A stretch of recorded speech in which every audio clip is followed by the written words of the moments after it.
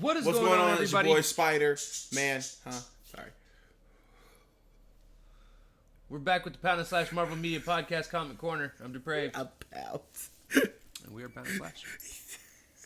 Punch him in his fucking teeth. After the movie, yeah, that's why I had to say I'm Spider-Man, because the shit I just pulled. This shit I just pulled is some bullshit. I feel like they don't like you today, bro. Whip. So this is our Comic Corner podcast, and we are here to talk about 6 comics, 8 stories that were actually really good this week. Yeah, last week we shit on them like badly, except for like 2, and the rest was just but this time it's not bad. So without further ado, we can rig that. Open up the window. Bing, bing. All right. As you can see, last week, Ralph gave the MVP to Thor. Yeah, I did. It was cold. That whole thing. Yeah. So. And as always, we're going to start with the Marvel trivia question. What hero derives his power from being bonded with the mystical demon known as Zarathos? Oh, shit. What hero derives his power from being bonded with the mystical demon known as Zarathos? Good luck. Find out at the end of our podcast. Right? What? The All more right. you know. So starting off, we've got Tales to Astonish number 48. This is called Ant-Man and the Wasp Defy the Porcupine. Which I almost called Piranha by accident when he said. This was published October 1st, 1963, written by Stan Lee and H.E. Huntley, penciled and inked by Don Heck. Yeah. Cool. So, we begin with Ant-Man and the Wasp. Oh, shit. We begin by going to the next screen to show you all the characters. Ant-Man and the Wasp, and then you get Alex Gentry, also known as... Which we say he looked like... What did we say he looked like Kenny again? Rogers. Kenny Rogers. A young Kenny Because Rogers. he was like, is it? I said, dude, it does. It's like they took the design from him and drew it on it. It's fucking weird, man. But I mean, I dig it. So. And then the Porcupine being his villain name. All right. We begin with Ant-Man and the Wasp flying over a government center, while down below in the government center, Alex Gentry is working on a Porcupine fighting suit for the government. However, he realizes that the government is not going to pay him anything for the awesome suit, and he decides he's going to rob a bank instead. The next day, Henry and Jan are at a grand opening of a bank where Henry's made the security system. During the grand opening, the Porcupine comes in, sprays sleeping gas and tear gas, making everyone pass out. Jan succumbs quickly as she's already sick. Henry drags her into a nearby office in order to protect her, and then the Porcupine escapes with the money using a jetpack. Yep. Jan wakes up.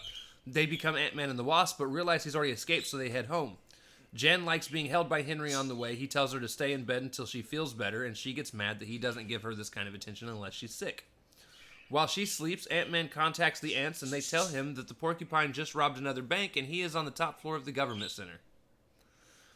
Ant-Man heads out alone and crawls under a door just to find Porcupine waiting on him. Porcupine captures him, removes his helmet, lasso, and belt, and then throws him in the bathtub to swim, basically until he gives up and drowns. Right. I was like, dang, I guess that's a... Which, by the way, I don't know why Ant-Man didn't just flip over and float on his back. Right. Yeah. I mean, they were drawing them like, I can't swim. Bitch, just float. Can you float? Float. And then call your ant people to come and rescue your ass, bro. Just call them in. So then, Wasp wakes up feeling great. Right. Calls out to the ants to find out where he is, and she is on her way. She gets there, and the ants and her save Henry, and then they set up a liquid cement to clog the holes of the Porcupine suit. The Porcupine walks in, Wasp stings him a couple times, and then everyone jumps on bags to push the liquid cement into the holes of the Porcupine. He jumps out the window, uses his jetpacks to escape. Ant-Man says he's got something for Wasp at the lab, and she's excited. So when they return, Ant-Man reveals that he has medicine for her to prevent her flu again. And she gets mad and says that he says, you know what, you can never please a female. Ant-Man started to get his inner Reed Richards out. I actually gave this a 3 out of 5. Yeah, I gave it a 3. It was cool. I thought it was a nice, fun little adventure. It was different. It wasn't like the villains are going to be. How about this? The villains are going to be a little bit shitty. Like Porcupine, I don't care. But so the Porcupine. First off, shame on Ant-Man for letting the Porcupine get away. Yeah. Again. Oh yeah, damn. He did in the same ish. Yeah, he did. Wow. So they never actually captured him. No, they never did. Which I'm okay with that. But he's also more worried about keeping his sickly aide who healthy. basically said, "Fuck you, Ant-Man," but he's like, "What? I'm trying to help you out, so you get squished." Right. So he said, "So you get squished again." But yeah, like I said, decent. Yeah. Not great, not bad, readable, better than usual. Yeah, better than last week. So I was a little bit okay. I was okay. I said okay, like because you read the first issue, you just know what type of bullshit these next couple issues are going to be. Right. Next issue, Strange Tales, number 114. We actually get 2 stories here. Right. Story A is the Human Torch meets Captain America, and story B is the return of the omnipotent Baron Mordo, which is another Doctor Strange tale. Right. This was published November 1st, 1963, written by both of them were written by Stan Lee. The first one was penciled by Jack Kirby and inked by Dick Ayers. And then the Doctor Strange story was penciled and inked by Steve Ditko. Oh, he did both of them. Okay. Cool. Obviously, Tale 1, we get Human Torch, Invisible Girl, Doris Evans returns from last week, and then Captain America, I get that every who time. looks like an absolute ass in this picture. He said, look at this fucking tool. You called him a tool. When I showed him the slide, I was like, look at this fucking tool. Like, bro, he's just saying, that's exactly what he's just doing his job. He should have had one of these, like, I got you. Like, oh, fuck, you're a doormat, bro. All right, so we start with the Human Torch training with the help of Sue when his friends run up and ruin it. They tell him Captain America's back and he's doing a public appearance. Johnny goes to the auto show where some robbers come to steal things. While Torch is in the process of stopping them, Captain America shows up and takes the fight over. As Torch tries to help, Cap attacks Torch, basically telling him to fuck off. Literally. The cops arrest the crooks, and Torch flies off pissed. Johnny visits Doris Evans, who is his current girlfriend, who made her first appearance last issue. Right. And this may be her last. And while he's there, Probably. she's all swooning over Captain America. Oh, yeah. Oh, bro. This makes Torch mad enough to flame on because he's like, why, I'm a superhero and you don't act like this with me. If she had said, no, you're not. Can you imagine? Oh, my God. So he gets mad enough that he flames on, lighting parts of the floor on fire, and he basically gets kicked out by Doris. You got that? Right, you're positive. What? No. Meanwhile, Cap is freeing the crooks from earlier from jail. Oh, God. And they flee and lead the cops on a wild car chase, and Torch catches up and stops them again. Right. They tell Torch that Cap had them do this so that all the cops would be gone so that he could rob a bank. And this is when things are starting to get iffy. Why is Captain America robbing a bank? Right, I said, okay, Cap is evil, so this ain't my Cap. So, as Captain America flees with the cash, Torch interferes. Right. Torch causes Cap's flying contraption to fail because he was using some sort of weird flying thing. And then Cap ends up skydiving and Torch can't keep up. Cap's parachute gets caught on a windmill, but one of the Torch's fireballs happen to free him. Cap runs into a store where he grabs a mop and bucket, and as Torch comes in, Torch gets doused with a mop. Cap then puts a pair of handcuffs on the Torch and runs out. This is why Doris don't like you. Right. Just like Doris said, you ain't a hero. So the janitor puts all his floor heaters on Johnny, and Johnny finally recharges, flames on, and is in pursuit again. He finds Cap, who's driving a large truck, to a capsule where he plans to stash the money. He stops and opens the back, and Torch ends up flying in. As Cap closes the doors, and we realize that it's lined with asbestos. So Cap is now trapped. And I said at this point, I'm pretty sure Torch is going to get cancer. Because asbestos causes cancer. It does, and it causes not to flame on no more, too. Right. So, I said, here we go. Torch increases his flame, though. Which is, again, this is a smart move. Right. Which causes the truck to expand because of the gases, and the truck eventually explodes. And he flies out. Right. And he puts Cap in a flame jail because Cap wasn't paying any attention. Right. And he then goes up, unmasks Captain America to find out it's actually Carl Zant, the acrobat. Which that was interesting. That was interesting. Could you imagine? Hey, yo, this would have made your day. And then find out it's Steve Rogers. This is a great. So Torch goes home and basically reminisces on old Captain America magazines that he used to read when he was younger. I actually gave this a 4 out of 5. Yeah, I gave it a 4 out of 5. It would have got 5 out of 5 if it was Steve Rogers. If it was Steve Rogers, I'd have been like, okay. I'd be like, yo. So apparently this is Hydra Cap. Right. This was super dope to me because here's the thing. From the very beginning, I had a feeling this wasn't Cap because we weren't getting the unthawing story. Right. We supposed to get that at least. So I had a feeling this was not actually Cap, but I legit spent the entire time going, who the fuck is it? who is pretending to be John Walker. And it actually ends up being the one person that makes the most sense. Of all the people he's fought, it ends up being the one dude that's acrobatic enough to even make it feel like it could be Captain America. Well, because remember a while back, he wants revenge on him, because remember he said like he wanted him to join his team, and he never wanted to do that. So, so it was already So I was like, all right. And then they end the mag with even saying, that's right, we did this in order to see if there would be any interest in bringing Captain America back. Right. Which obviously they do at some point. We don't know how much longer into the future it's going to take. Right. But we know Cap's eventually going to come back and be Captain America. Right. So yeah, I really enjoyed the story and how they did it. I mean, they didn't fool me with the whole it's a secret villain. No, I just thought I just didn't know who the secret villain was going to be. I just saying in my mind, if it was Steve Rogers, that'd been the funniest shit, bro. Right. And Captain America would have been my MVP. So, story 2, which is the return of the Omnipotent Bearer and Mordo. The characters we are going to see in this face like it's been are punched. Doctor Strange, who looks a lot like that dude from horror actor. Right. We've got the Master makes his return, Baron Mordo, and then some lady named Victoria Bentley. And Baron Mordo looked like somebody punched his eye, but you said he's giving a stink eye though. But it looks like somebody punched his eye. Like, oh my god. Right. So we start with Sir Clive Bentley calling Doctor Strange because he needs Strange's help. Strange agrees, and we see Clive turn into Mordo, who is basically setting a trap for Doctor Strange. It's a trap! Get out! Later, Strange arrives and sees the place empty. Some candles end up lighting up as he's walking by, and he freezes in place. Mordo then comes out and tells Strange that when the candles run out, the vapors will have killed him so that he can be the new Master. Right. The Master then contacts Strange to see if he can help. And Strange tells him, no, I don't want you to help. I need to be able to prove myself. I will get myself out of this situation. Right, or I will perish. Man, that's been the Cumberbatch Doctor Strange, because he's like that in MCU. Like, I want to do this myself. And if I fail, I fail. Like, damn, all right. Strange then takes over the mind of Victoria Bentley, who is actually the daughter of Clive. She comes over and snuffs out the candles, freeing Strange, and then tells him that her dad died 10 years ago. Right. She senses magic, and Strange realizes that she may be able to use magic herself if trained. Baron Mordo then arrives back and mind controls Strange. However, this is where we realize Strange isn't actually there. Yeah. This is actually an astral projection of himself, because there's no way he himself could have made that trip that quickly. Yo. He comes in, takes back over his astral form, and then they proceed to have what is an actual mental fight, where they're just standing there looking at each other, but their minds are fighting. Yeah, that was weird. I mean, I get behind it, but that was just damn.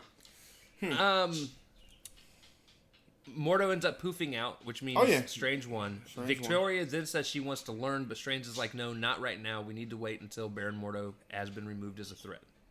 Right. I gave this a 4 out of 5. Yeah. I would have given it a 5 if it were not for one thing. The last time we saw Doctor Strange, he was also fighting Mordo. And his last words in that comic were, the next time we fight, one of us will die. And nothing happened. No one died! I would have given it even though I get it, because Mordo's like one of his main enemies. I would have gave it a 5 out of 5 if Mordo did die. Because, bro, no, all serious though, dude, that got me off guard. I was like, yo, he wasn't even there. I was like, wait, what? You ain't even there. They did this story after fans had demanded, or not demanded, but proclaimed that they really wanted more Strange. Right. What had happened was, so they did the last Doctor Strange story, and then they didn't know if people were really enjoying it, because people weren't really writing in and talking about Strange much. They were still Thor and they were still writing in and talking about Human Torch in these issues. Right. So they thought people just wanted Human Torch, didn't worry about Doctor Strange. But then they had started getting questions like, why hasn't there been a Doctor Strange story in the last couple Amazing Fantasy? Well, shit, we assumed that you guys didn't. We assumed you guys didn't want it. Right. So they were like, we heard you loud and clear. We're bringing him back for this issue. He's back. He's going to be here for a while. And I loved the way that they did the story in this one. Like, just this idea of sending your astral self to get there first. That is so weird. And then meeting up with your astral projection to be like, you thought you had me beat? Right. You didn't even have me here. Damn. See, I was like, that was smart. That's something I would have given it. I would have given it 5/5. Like, if Baron Mordo was actually, I mean, he probably will get strong, but not right now, bro. Well, if you think about it, everybody feels weak right now. Not Doctor Strange. That was like a 1-up on his ass. You look back at the first X-Men, and the X-Men defeated Magneto kind of easily. Barely convinced. But I'm saying, like, damn, like, Doctor Strange is like, you would think, I'm saying, well, I guess I thought maybe, like, he had more training and shit. Well, the thing, too, though, is, so, like, these earlier comics, right, a lot of them were also written as one-offs. Like, every issue is just telling a new story. Now, something that we'll get into later on down the line once we get to newer and newer, they actually start to tell long, drawn-out stories where one story will take 5-6 issues of something. Right. And that's where they fully develop these characters. Whereas right now, it's just kind of like, you get them for an issue, and then they'll get beat by some weird out of the fucking mind way. Right, because see, me thinking, I guess, how I think, I'm like, bro, he just kicked your ass in Astro form. How do you feel, sir? Yeah. Like, how does that make you feel? And like, we're going to beat you. You can't even whoop his ass, and he ain't even there. What? Baron, go home. Go home, Kate. No, let me stop. Right. No. Yeah, so it's pretty decent. So yeah, it's decent. That's all I would have given 5 out of 5. I promise would have for that little. And I'm interested on if Victoria's gonna. Right, because he's the father of. She's the daughter of Clive. Yep, the daughter of Clive. There it is. Yeah. All right. Next up, we've got Fantastic Four number 20. That's right, ladies and gentlemen. We are 20 issues into Fantastic Four. Jesus. This is the Mysterious Molecule Man. This was published November 10th, 1963, written by Stan Lee, penciled by Jack Kirby, inked by Dick Ayers. I actually thought going into this was going to be really dumb, but I ended up really liking this issue. No, it was actually interesting. I don't know about liking it, but it was interesting. The characters we got in this one, obviously the Fantastic Four. You got Mr. Fantastic, Invisible Girl, Human Torch. And that he makes it interesting. Alicia comes back, as always. The Watcher makes his return. As I said, he makes it interesting. To do everything except for watch, because anytime he shows up, he's not there to actually watch. Nope. He's there to interfere. And then we got Molecule Man, who, as you can see, starts off as a gimpy dude, and then through some bullshit turns into whatever the fuck Freddy Krueger looks like that is. Whatever the fuck type of nightmare fuel to your kids is that, because what is that, bro? Motherfucker coming in here looking like Jigsaw from fucking... looking like Punisher Warsaw. Looking like the Punisher villain Jigsaw. Yeah, he just looks fucked up. Alright, so we begin with the Fantastic Four looking at a meteor when they hear some commotion below. They find a blue fire sphere that's floating there. And as they start to fight it, they do so with some hilarity ensuing. Like a prime example, Thing rips this pipe out of the ground to spray it with water. And the water goes into the sphere and then right back out at his face. Yep. Which is fucking hilarious. In his face, he's like, just poor bastard. Sue ends up getting sucked into the sphere, and then the others run in after her. Once inside, they're greeted by the Watcher. Yeah. This is the second time we actually see the Watcher. The last time we saw him way back. It was on the moon. Yeah, it was on the moon. And it was in a Fantastic Four issue, actually, when we saw him. Yep. It was like 13. Something like that. So, yeah. The Watcher shows them a guy who gains the power, who ends up gaining the power to control molecules, and explains that he can't interfere. But if he doesn't interfere this time to let people know, then the universe could be in danger. Meanwhile, we also get a short clip of Molecule Dude basically getting fired after becoming the Molecule Man. Right, yep. And then him freezing his boss. So then the Fantastic Four run out of the sphere ready for a fight. Once outside, they see that their building is gone, and so is everyone else. They run through to Times Square where they find the Molecule Man has caused the Baxter Building to float, and he says he's in charge. The Fantastic Four attack and basically get their asses whooped. Yeah.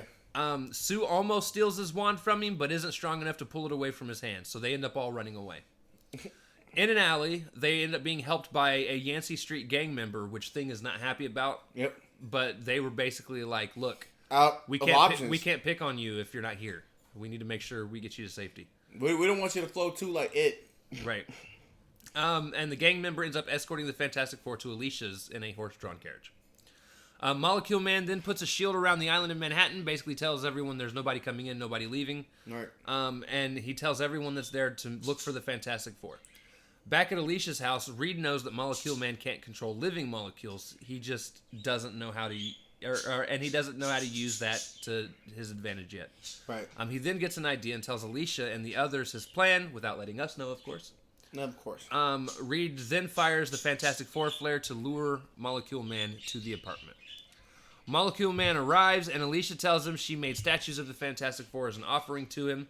He goes to rearrange the statue's molecules, but it doesn't work, which ends up hurting him as the statues come alive. We then find out that if he tries to adjust living molecules, it does in fact physically hurt him. As Molecule Man tells them, shut up! For fuck's sake. Which ends up hurting him as the statues come alive. We also, like I said, we find out that if he tries to adjust living molecules, it does in fact physically hurt him. As the Molecule Man tells them he's grabbing for the wand, Mr. Fantastic grabs it first, and then the blue sphere shows back up and sucks Molecule Man inside. Watcher pops out of it, thanks to Fantastic Four for stopping him, says that he returned the Baxter Building and everything else back to its rightful place how it was before this man showed up. And then the Fantastic Four keep the wand, but wish that they had the power to go with it. Right. Because they could do some good with it. But then again, one of you would probably turn bad with it. Probably Ben. I was going to say Human Torch because he can't do anything else right, but... But yeah, so I actually gave this story a 4 out of 5 as well. I gave it a 3 out of 5. I feel like Molecule Man could have been a lot more... Everyone that we read about could be... Yeah, but I'm saying, like, Molecule Man actually could have just kept wailing on him, actually. They say the last time we see him. That explains. Okay. He'll be back. But no, and the Watcher doing what he always does best. I always love watching the Watcher pop up because I'm like, okay, some fucked up shit's going on if Watcher's involved. I can't interfere, but if I don't interfere in this, I'm like, what type of double-edged sword was that? Did y'all catch that? Right. Don't interfere. The whole universe is in trouble. So are you going to interfere or not? I don't know. Maybe 50-50. We'll see where this goes. Right. Bitch, what? What are you, Raiden? This ain't even Mortal Kombat yet. So are you ready for my personal comic of the week? Yeah, I know this was, It was, yeah. XMen number 2. That's why I knew where this was going. As I said, it had been... No one can stop the Vanisher. This was published November 1st, 1963, written by Stan Lee, penciled by Jack Kirby, inked by Paul Raymond. This was actually interesting. Yeah, it was interesting. Some of the characters we're going to see in this are the X-Men, which is Iceman, Marvel Girl, Cyclops, right. Slim Summers. Slim Summers. The Beast and Archangel. Yeah. Or no, the Angel. Mm-hmm. He's not Archangel yet. We also get Professor X and the Vanisher. And he was Vanisher looks dumb as fuck, but he's actually got a really cool right. power. He looks like an alien, like a cobra, like a very dried up cobra. Right. Right. So we start off with the X-Men all rushing back to Professor X because they've received basically an urgent telepathy call. Right. Once they all get there, a couple of them try to make excuses on why they're late, but Charles already knows. So Charles projects. Right. He's like, I already know. Shut up and let me tell you something. The way how they... like, wait, before you start... Professor X is a dick starting off, dude. Because he's somewhat a dick in the movies. Not all the time saying, like... No. In the movies, he actually sounds like he really cares for them. Okay. Like, almost like a father figure type person. But in this, he's like, when I tell you to come here, you come here now. I was like... And it's like, bruh, chill. You know I can do this. Like, yo... I can blast your head off. What you mean? So, Charles then projects some video on the wall with his mind of the Vanisher. We see the Vanisher rob a bank and just disappear after Iceman and Marvel Girl show off what they think they would do to him. Charles tells them that brute force won't work alone this time. And now it's time to head to the danger room for some training. We see Angel and Beast do some practice. Meanwhile, the Vanisher shows up in the Pentagon just to basically tell them he's going to come back in a couple days and steal some plans, and you're not going to stop me. Hey, the Vanisher was a G. I swear to God. Like, he looked like a piece of shit, garbage-ass villain. The way his powers work, bro. Dude, he like a ninja. You ain't gonna catch him. All of the underworld seem to vow to follow the Vanisher. Right, because you can't stop him. He gone. He feels like a king, a king homo superior leading over the homo sapiens. Yeah. We then come back to see Marvel Girl and Cyclops doing some training. Cyclops rescues her. She kind of swoons over that. And then Iceman fucks it all up by throwing them on an ice horse. Basically in a fit of jealousy, which doesn't make sense. Dude, you're gay. Chill. He's like, I love her too. Get iced up, bitch. Ice on. Minutes later, after X has restored order, Charles calls up an FBI agent with another mental call. And the agents basically tell him what's going on. I do like that mental call shit, though. Like, that's it's very like a flare-in thing. It's just, oh, he's calling us. Charles sends the X-Men to stop the Vanisher. The Vanisher steals the plans and makes it outside where he confronts and basically easily defeats our young heroes. Oh, like an X-Men Evolution. Yeah. Right. Well, yeah, I got figured. At the mansion, which, by the way, again, the Vanisher basically came and did what he said he was going to do. Yo, this is the best villain I have ever seen so far, besides the Skrulls. Yeah. I wouldn't go there. And Impossible Man.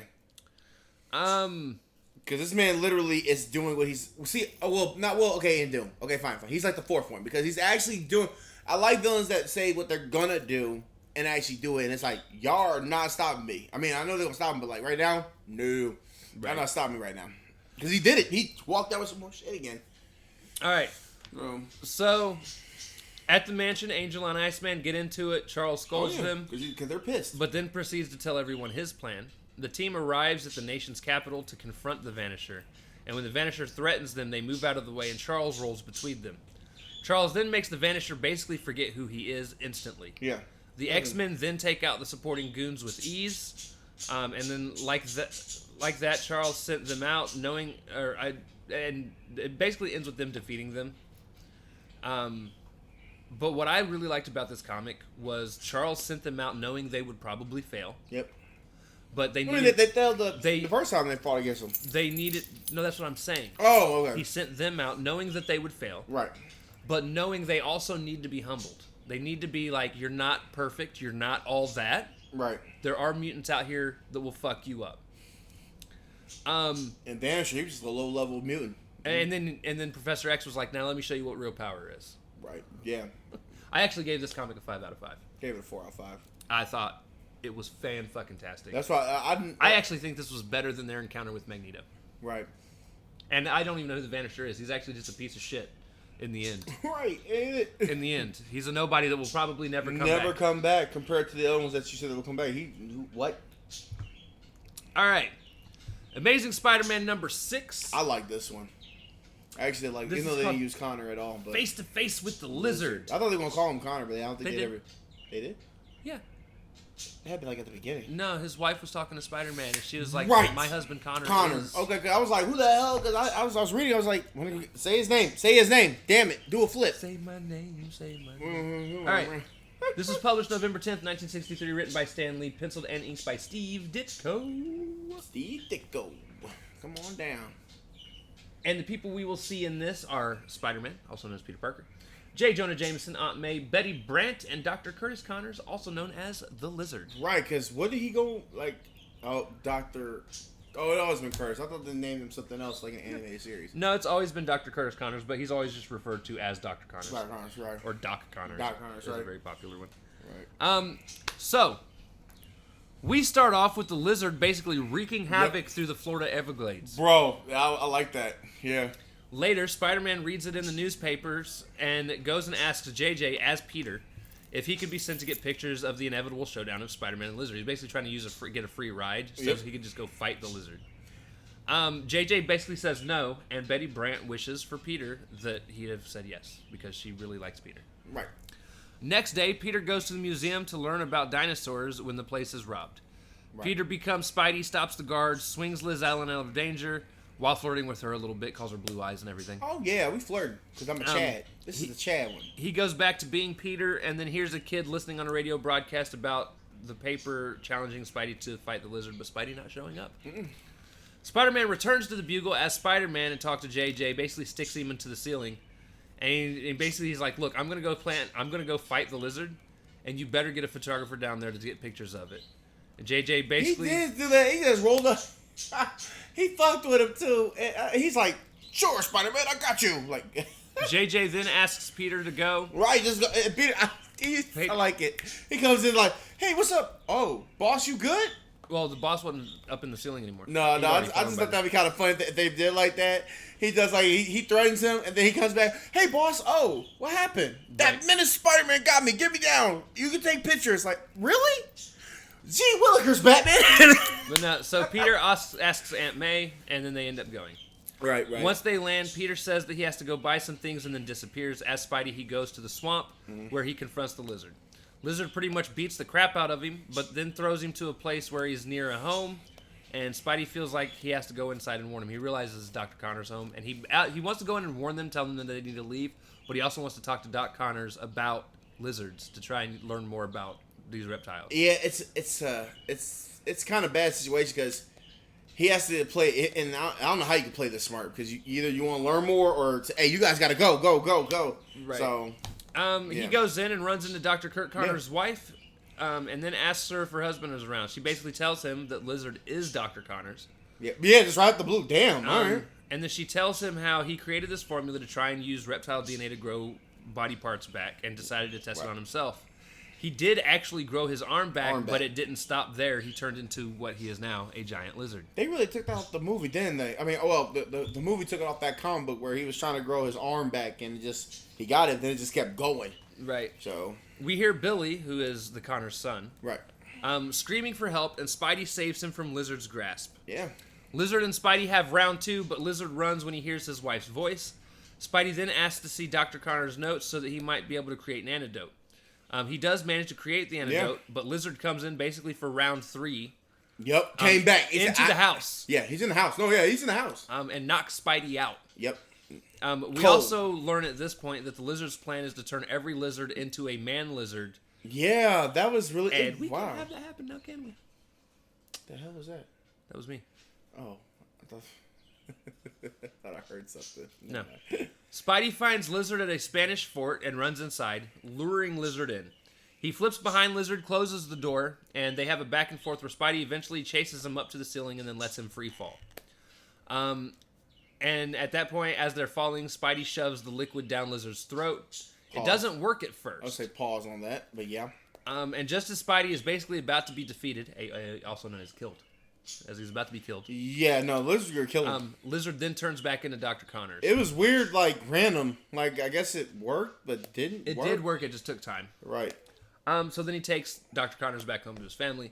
Yeah. Later, Peter, and he basically tells them, he's like, look, we're not going to tell anybody that it was you or anything like that. Like, you guys got your family back together. That's more important. Look, because Doc Connors, just the character, he's not like Doc Ock or Green Goblin. He's trying to get his arm back, goddammit. Right, he wants to be able to jerk off again. Right. That was his more dominant.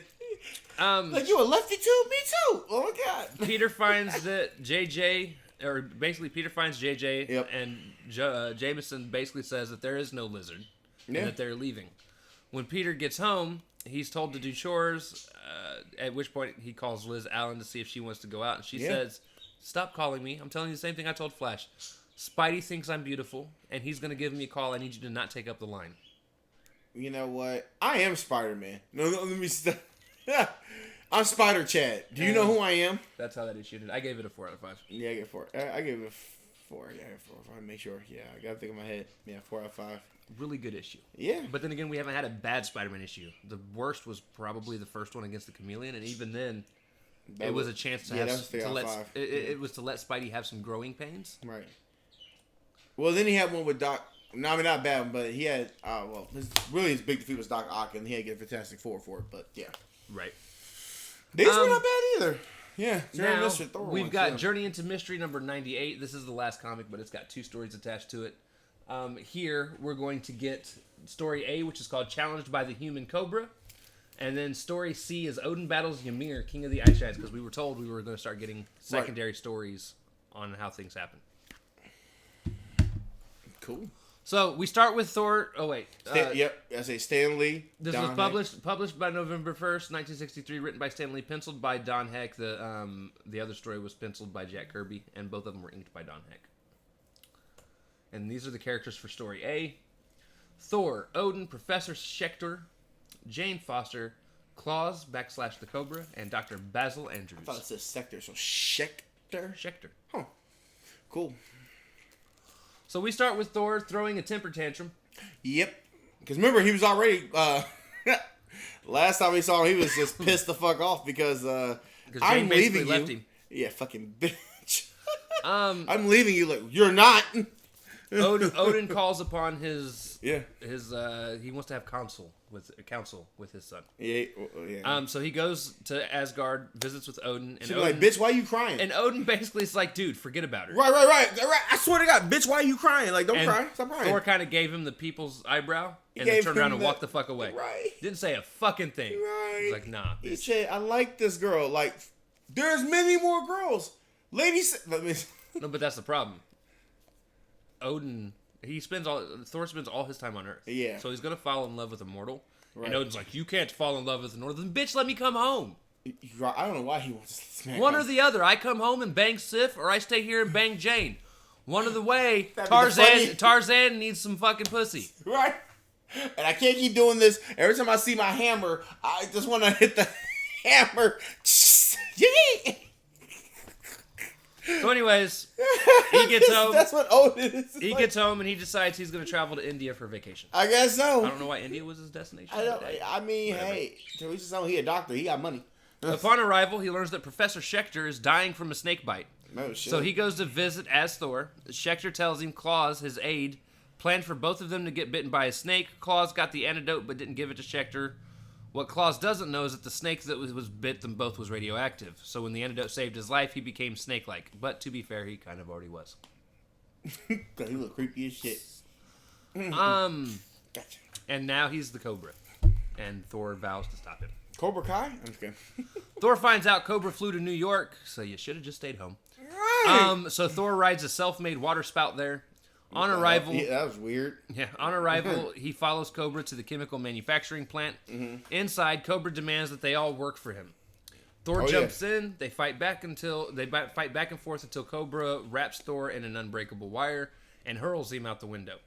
Since Thor dropped his hammer inside, he turns back into Donald Blake, walks right past Cobra as Donald Blake because he doesn't even notice Donald Blake's walking around. I guess not. Picks up the hammer, then attacks Cobra again. However, before he attacks Cobra, he leaves out a huge battle yell. Yeah. Why didn't you just pop him in the fucking head with the hammer without saying shit? Right. Just wham! Over. Done. I forgot what he said. Did he say Valhalla? Did he say that? I don't remember. Bro, I'm trying to remember. He's like, for Valhalla. And every time he says that, he gets the worst ass whooping. Please do not do this.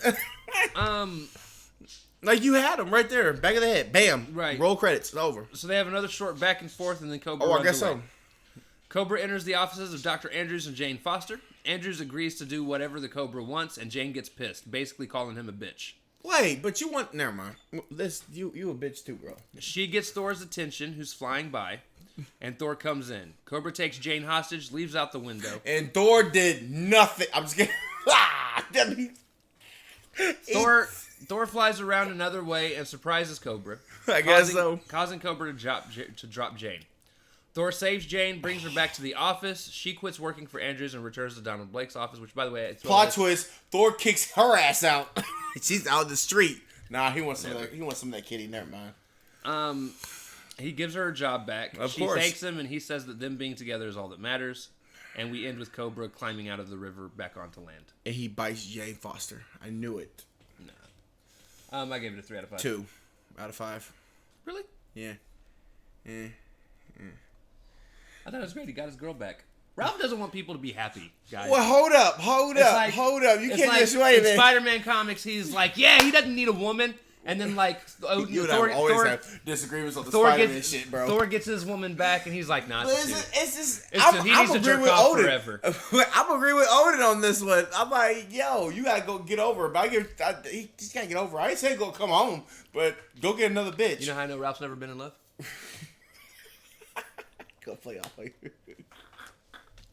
I really enjoyed it, though. Not the best Thor comic. Definitely not the worst. But see, Odin he was a savage, though. He said, hey, calm them shits. Go get you another girl. That's what he should have said. I didn't think Thor was more savage. He told his dad to fuck off without even saying fuck off. He just turned his back on him and walked out.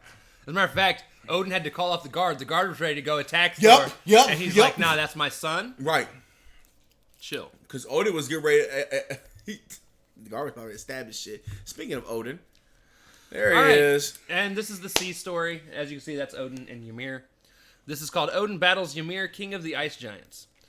This is a very, very short story. Odin gets called into battle, and he splits a mountain and sinks the entire Frost Giant army in a chasm that leads to Surtur, so that they can be Surtur's slaves. That's probably should put Surtur right there. He wasn't in it. They said leads to Surtur. Yeah, it leads to Surtur, but Surtur himself wasn't in it. Right. Damn. Ymir then approaches and chases Odin to a volcanic area where Odin pierces the ground, creating a cage of fire to keep Ymir there for eternity as an eternal prisoner. Right. Odin then returns to his throne in Asgard. Like I said, super short. I only gave it a 3 out of 5. I thought it was a good story, but it was so quick and not as action-packed. Yeah. It was just a fight between Ymir and Odin. It was just a little disappointing. 3 out of 5, too. Yeah, it's okay. A little disappointing. It wasn't like a recap, which I think I gave a 1 out of 5. Because. All right. So with that being said, Ralph, who do you think I gave my MVP to? To the X-Men. I will never give an MVP to a team. It will always be a specific individual. As a matter of fact, I told you can't choose the Fantastic Four as an MVP. Wait, you told me I couldn't? Yeah. One time you're like, can I choose the Fantastic Four? Oh, I said, right. No, you can said pick no. one of them. And then he was like, oh, Mr. Fantastic. Is it somebody on the X-Men? It's somebody in that comic. Professor X. Ladies and gentlemen, my MVP, because that man Professor said, Xavier, because he gave this that man work.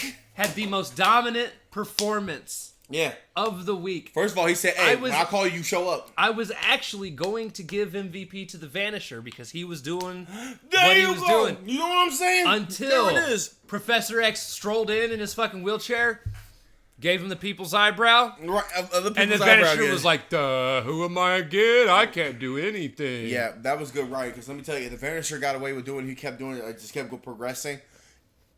And one of the things I loved, this is just a small snippet of the extent of what Professor X can do. Right. You never really see him get involved in too many things physically. Yeah. But every now and again, when his X-Men are in trouble and he has to interfere, he's going to fuck some shit up. Right. I'm happy you picked that because it would have not. Yeah, probably because here's my thing, guys. It's not effective. Whatever he thought. I'm saying like, hey, these villains are one-offs. Whoop they asses. I'm getting hypnotized. I don't know what's going on. I'm gonna do a pace pop Pete. I got you covered. Bye, bitch. Like, bro, you're a hero. You've been doing this for how many issues now? It took them 2 issues, and now they actually know what the fuck's going on. Well, he's thinking the ass kick, but Charles Xavier kind of said, yo, I gotta step in this bitch. At the same time, it's not just that he came in and dominated. As a leader and as a teacher, right? He knew. He was like, I'm sitting here, I'm watching my X-Men think they're hot shit, right, and I need to put them through something that's going to make them realize. Because they got their ass handed to by Magneto. He's like, no, they beat Magneto. Oh, that's right.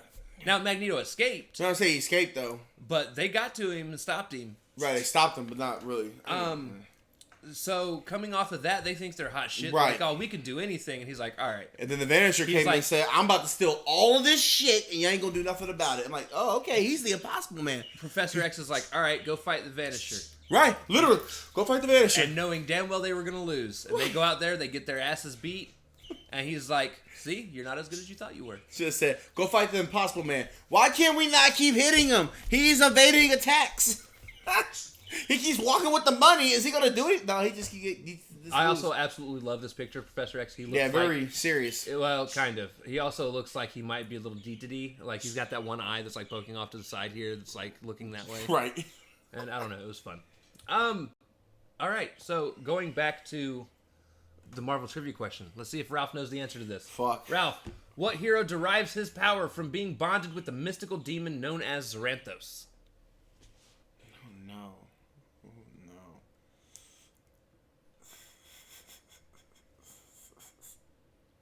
I don't know. Is it Venom? You ready? It's gonna be somebody stupid. You know it. Ghost Rider, baby. Huh. Well, to be fair, Ghost Rider ain't my favorite comic book person. He's not my favorite comic book person. I actually didn't know that one when I seen the answer. I was like, oh. Right, like Ghost Rider? But yeah. It's the Ghost Rider we're gonna see in the Secret Invasion. Nicolas Cage. Possibly. It's gonna be Nicolas Cage, and we're back, guys, to see our lovely faces. Hello. They never stopped seeing our lovely faces. Oh man, they saw me chew my nails and shit. Yeah. Damn it. No, when I go full screen on that, they still see us. That's all. That's what they see. Everything that we've been showing them has been in this little box. I bet I picked my nose. God damn it. I hope you did. It's like, huh. Oh no. All right. So next week, I believe we have another mediocre week in comics. Was it all Stranger Tales? No. First off, we've got Tales of Suspense, where Iron Man battles the Melter. That sounds fun. Then we've got Tales to Astonish number 49, The Birth of Giant Man. So he's actually going to go we talked about that. the other way. Right. He's going to go into a big form. Right. And then we get The Avengers number 2. It's called The Space Phantom. I don't know what the fuck that's going to be all about. That might be that's fun. 3 of the issues. Issue number 4 is The Amazing Spider-Man number 7. That's Return of the Vulture.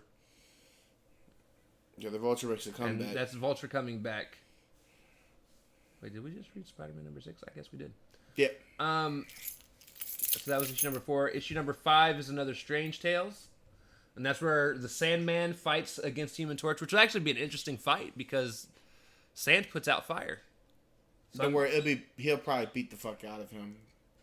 We'll see. Just like Namor. And then, of course, we get the origin of Doctor Strange, which is going to be really cool. Right, because So we never really got the origin. We just got him. He just showed up like out of nowhere. But people, like I said, like Doctor Strange. So, all right, well, we'll make origin for it since you like the guy so much. And then the last issue is going to be the Hate Monger. Hate Monger. Which is basically going to be a KKK-looking member fighting You against. said that too at work. I said, oh, shit. And I looked, I was like, oh, my God, he looks like...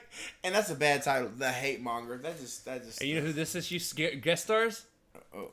Old Nick Fury. Oh, wow. Yep. So this is first time, right? This is our first time seeing him. Yeah. Huh. That's going to be an interesting one. So the synopsis for that says, a filth-spewing demagogue known as the Hate Monger has the U.S. public in the palm of his hands. Oh, dear. The Fantastic Four soon learned that there's more to this man's methods than incendiary speeches and hate-filled slurs. Guest starring Nick Fury. Jesus. Oh, no. Hateful slurs. Oh, what are we doing? All right. Anyway, so that's next week. I'm just going to read that first to get that out of the way. Yep, that'll be one I'll read first. Get it out of the way. Read them in order like I have been, but even It's like... that's going to be wild. You know that is, bro. Racial slurs. Oh, my God. I don't suspect we'll get actual racial No, slurs. no, but it's going to be maybe, like, small. Like, look at them over there. They look different compared to us. I don't know. It's like, oh my God. Like, you know it's going to be somewhere about that line, though. He ain't going to just say, like, flat out, say some off the wall shit. He's going to just say something like that. He's a hate monger, for God's sakes, man. But yeah, so it's good. Like I said, it's going to be a pretty interesting week. I don't think it's going to be bad. We get into new Avengers, a new Spider-Man. Did they? Oh, we didn't get no Fantastic Four this week. Yeah, that was the last one. That was the Hate Monger one. Oh crap! That was the only Fantastic Four. Okay. We don't get a Thor story for a minute. We still haven't gotten another Hulk story. Right. We haven't seen him since the Avengers, and then we realized this is this whole episode issue number 6.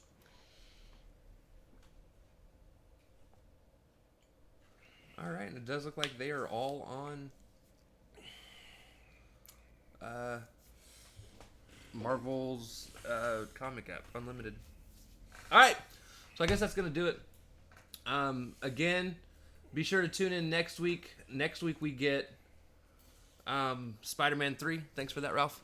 And then we are also going to get the 6 comics we just posted here. And then we're going to pull this time and be your turn. And then I'll get to pull from the box. Like, you know, maybe I'll pull... something good. Is it Dark Phoenix? The first Punisher movie. Oh. I doubt it.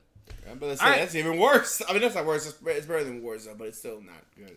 So with that being said, ladies and gentlemen, we love you guys. Thank Happy you for watching. holidays. I didn't say Merry Christmas. This Happy New Year. Yeah. Happy holidays on this We shit. will see you next week. Yeah. Excelsior. Excelsior. It'd be 2023 for you. Or, wow.